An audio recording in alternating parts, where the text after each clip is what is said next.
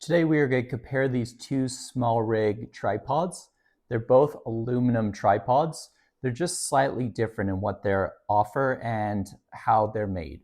So first we're going to take a look at this one. This one's slightly cheaper than this one is.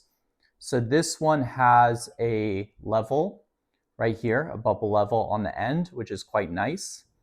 It has a 360-degree swivel mount there. You could also change the heads on both of these. Then this lever allows you to adjust the angle of the top plate, and then you could unscrew this and pop this out.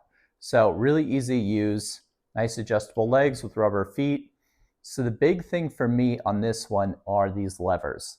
So these levers wiggle, which for me, that just shows that they're not made quite as well.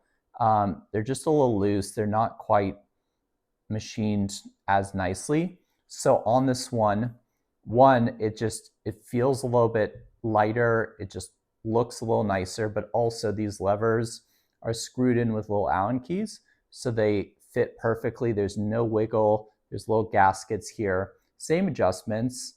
The only difference is there's no bubble level here, but there are adjusting measurements at the top.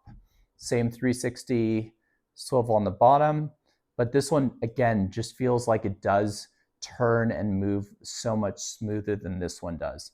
They're about the same height, they're about the same weight, but again, this one's just made a little bit better than this one is, especially when it comes to these levers. I would just worry about them breaking off with packing them and traveling and things like that. It's not made quite as well. So this would be my recommendation of which one to go with, would be this SmallRig tripod here on your left or my right. I just think it's made quite a bit better, and it's just a bit smoother overall.